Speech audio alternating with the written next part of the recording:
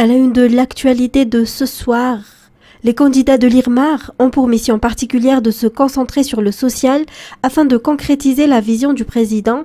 Madagascar Atmet Majous ont affirmé les candidats qui ont déjà déposé leur dossier de candidature. Ils ont également remercié le bureau politique du TGV de leur avoir fait confiance.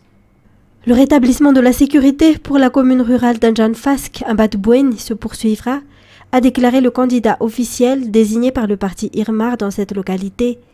Il a été le maire en exercice et le bureau politique TGV lui a de nouveau renouvelé sa confiance. Pour sa part, le maire en exercice dans la commune de Manirnirn a déclaré ne pas être satisfait de ce qui a déjà été effectué dans sa commune. Pour cette raison, il s'est encore porté candidat au nom de l'IRMAR.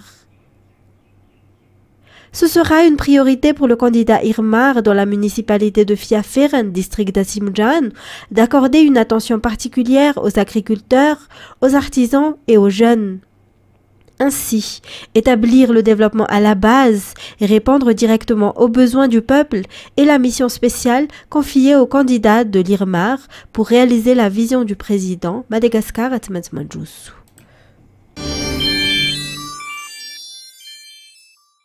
L'OVEC a 72 heures après le dépôt de candidature des candidats pour approuver ou rejeter les dossiers qui lui sont soumis. Ils ont confirmé que passé le 26 septembre à 17 heures, plus aucune candidature ne sera acceptée.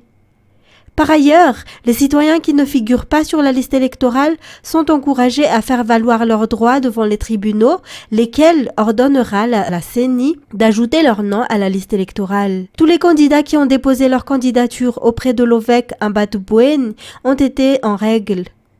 Au 18 septembre, 5 candidats ont été approuvés par cet organe de validation et d'enregistrement des candidatures selon les responsables. Il est à noter que l'un des documents exigés par l'OVEC est la lettre mentionnant leur inscription dans la liste électorale. Ainsi, la CENI affirme que les citoyens qui ne figurent pas sur la liste électorale clôturée en mai dernier peuvent encore s'adresser au tribunal pour demander que leur nom soit inscrit sur la liste.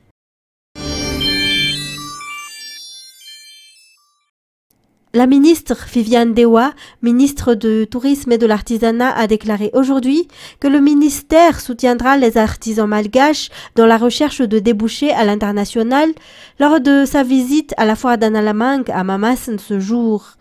Elle a également annoncé qu'il y aura avant la fin de l'année une exposition pour les artisans malagasy. La France, la Chine et l'île Maurice sont les pays qui achètent le plus souvent les produits de l'artisanat malgache selon les informations. Cependant, les importateurs ne prennent pas plus de 100 articles. Cette mère de famille, dans ce métier depuis 35 ans, n'exporte que 2 fois par an. Les artisans malgaches tentent de trouver, créer et fabriquer des produits uniques. Les clients reconnaissent déjà la beauté du travail artisanal. Mais face aux problèmes de débouchés à l'international, le ministre de tutelle va aider ses artisans. Les événements comme la foire d'Analamang à Mamassen valorisent l'artisanat malagasy.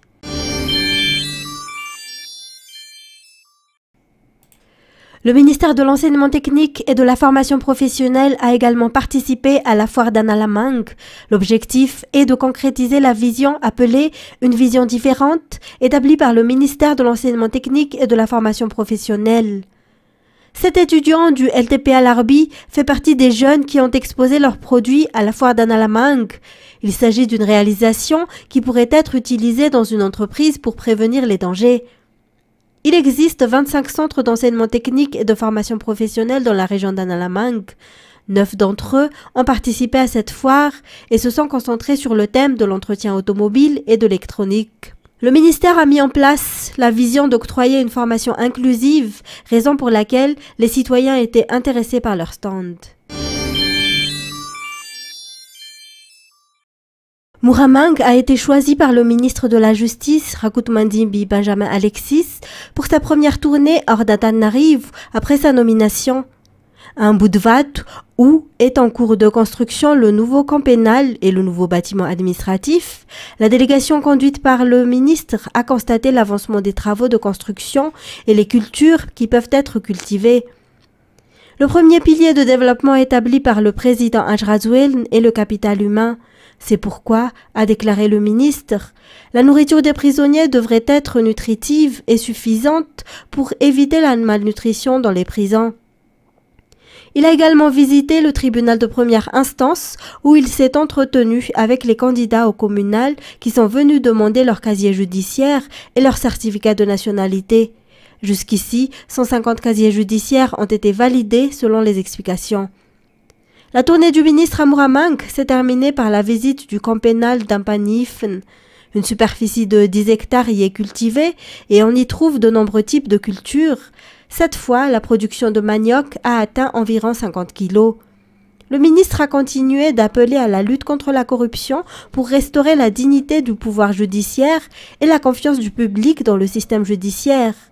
Il a appelé à la collaboration de tous pour assainir l'administration.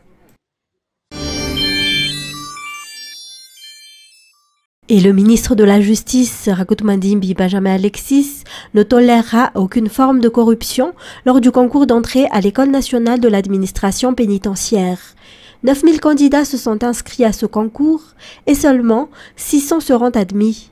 Il a donné l'ordre pour que ces 600 admis soient réellement les meilleurs.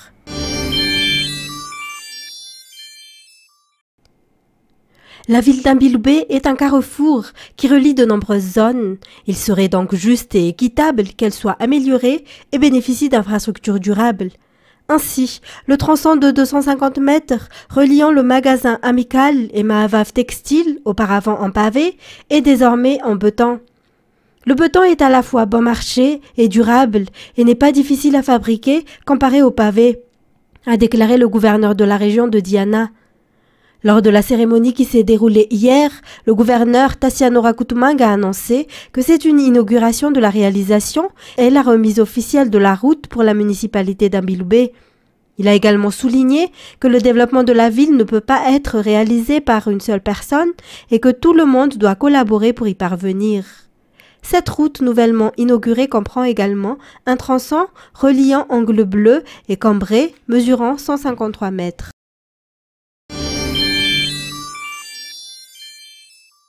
Côté santé, ces derniers temps, nombreux sont ceux qui vont chez le médecin à cause de la grippe. Selon un médecin, la grippe est une maladie qui apparaît dès qu'il y a un changement climatique. Cependant, elle peut être évitée selon toujours ses explications. D'habitude, c'est durant l'hiver que la grippe est en recrudescence, mais le changement climatique peut également en être la cause. Pendant l'hiver, plus de 6000 patients ont consulté les médecins pour un état grippal, d'après les statistiques pour la région d'Analamangue. Après une légère baisse, le nombre de personnes atteintes a de nouveau augmenté de 30 à 40%. Les symptômes sont toujours les mêmes selon un médecin. Néanmoins, il existe des mesures préventives qui devraient être prises par chaque foyer et chaque individu selon toujours les explications. Il s'agit notamment de manger des fruits et des légumes et de renforcer les systèmes immunitaires. Côté culturel, il existe environ 300 espèces d'oiseaux à Madagascar, dont plus de 120 sont des espèces endémiques. Cependant, ces espèces sont menacées par la déforestation, le changement climatique et surtout la chasse. Il est donc prioritaire de sauver ces oiseaux et de sensibiliser l'opinion pour leur protection. C'est dans ce contexte que l'exposition Antsuni Tutulmien a été conçue pour cette édition. 13 artistes y participeront. Ils seront inspirés par la protection de l'environnement, la souffrance des oiseaux, la valeur des oiseaux par rapport aux humains. Mis à part l'exposition, des œuvres d'art et la musique, il y aura également des ateliers sur les oiseaux. L'événement se tiendra à la Tour Zital Ankourjan du 28 septembre au 17 octobre.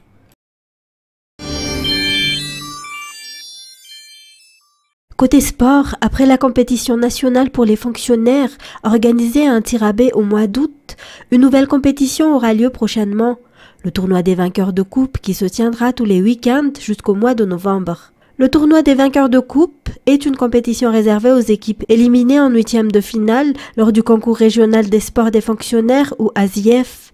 Cette compétition se tiendra chaque week-end.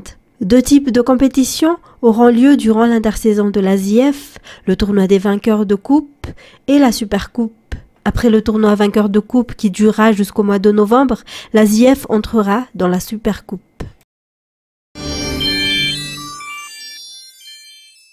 Les visages sont fermés, mais ces secouristes travaillent d'arrache-pied pour tenter de sauver les mineurs toujours coincés à 200 mètres sous terre après une explosion samedi soir dans une mine de tabac dans l'est de l'Iran. Il y a eu une explosion et malheureusement 69 personnes étaient en train de travailler dans les blocs B et C de la mine de Madanjou. Il y avait 22 personnes dans le bloc C et 47 dans le bloc B. Le président Massoud Pezeshkian a présenté ses condoléances aux familles et ordonné une enquête. La conversation que j'ai eue avec le ministre de l'Industrie concernait le fait que cet incident doit être une leçon et que désormais dans toutes les mines de notre pays, nous devons avoir un système pour éviter que ce genre d'accident arrive. Je suis sûr que nous pouvons empêcher cela. L'explosion aurait été provoquée par une fuite de méthane, un gaz piégé dans les veines du charbon et qui s'en échappe notamment au moment de son extraction. Alors que les mesures de sécurité font souvent défaut dans les mines de charbon du pays, l'Iran a déjà été endeuillé à de nombreuses reprises par des accidents.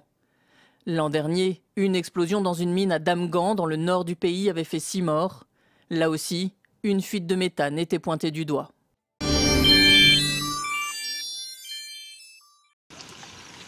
Dans ces rizières, Enoch Fater s'inquiète de la montée des eaux. L'agriculteur ne dort plus, hanté par les inondations dévastatrices d'il y a 2 ans.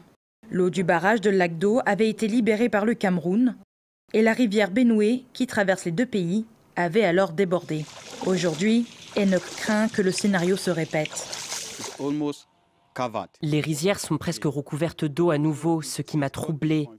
C'est pourquoi je n'ai pas cultivé le riz cette année comme je l'avais fait l'autre fois, parce que j'avais peur de perdre ce que j'avais perdu la dernière fois, parce que c'était énorme. Les autorités camerounaises ont annoncé en début de semaine des lâchers d'eau du barrage de lac d'eau. Au Nigeria voisin, qui subit déjà des inondations meurtrières, les agriculteurs s'inquiètent d'une aggravation de la situation. La destruction des exploitations agricoles par les inondations pourrait faire grimper les prix des denrées alimentaires à un moment où le pays est déjà confronté à une grave crise économique. Pour cet écologiste, dont la maison a été détruite par les eaux, le gouvernement doit agir. Le Sénat a exhorté le président Tinubu d'achever la construction du barrage de Oza-Dazin pour que celui-ci serve de tampon lorsque le Cameroun libère l'eau.